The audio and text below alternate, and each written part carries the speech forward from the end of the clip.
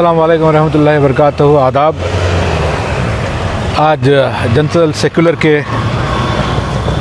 तमाम ज़िम्मेदार जो है आज गुलबर्गा कॉरपोरेशन कमिश्नर से मुलाकात करके गुलबर्गा नॉर्थ कॉन्स्टिट्यूंसी के जो सोशल मीडिया में आरटीआई एक्टिविस्ट रियाज खतीब साहब ने जो इन्फॉर्मेशन दी है कि गुलबर्गा नॉर्थ से 30,000 वोट्स को डिलीट किया गया, उस ताल्लुक़ से गुलबर्गा कॉरपोरेशन कमिश्नर से हमने बात की और पिछले साल 6 महीने में 20,000 वोट गुलबर्गा नॉर्थ से डिलीट होना, ये एक बहुत बड़ा सवाल या निशान आवाम के बीच में और हमारे सामने है कि इतना जल्दी इतने कम वक्फे में 20,000 वोट्स जब डिलीट होते हैं तो क्या प्रोसीजर उन्होंने अडॉप्ट किया।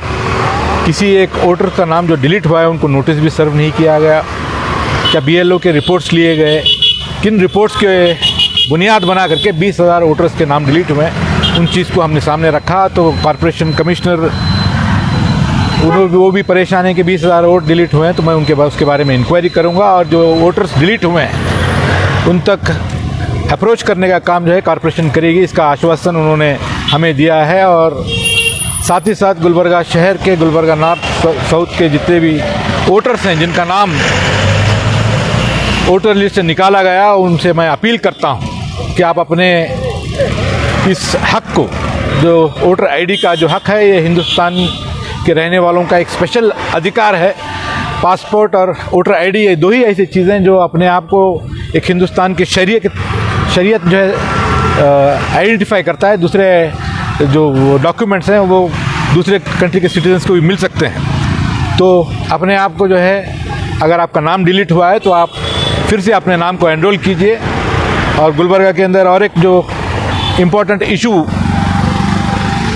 गुलबर्गा सिटीजन्स को पीने के पानी के अंदर जो गंदगी आ रही है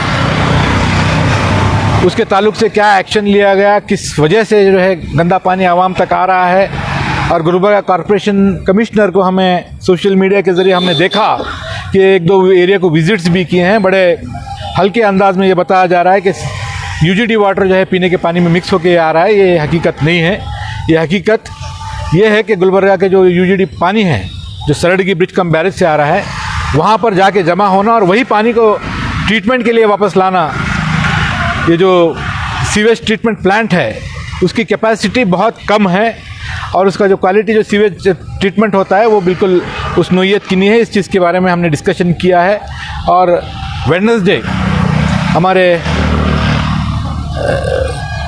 या थर्सडे जो है एक वक्त लेकर के जो है इस चीज़ का एक स्टडी करके और एक बार हम विज़िट भी करने के जो है हमने बात की है।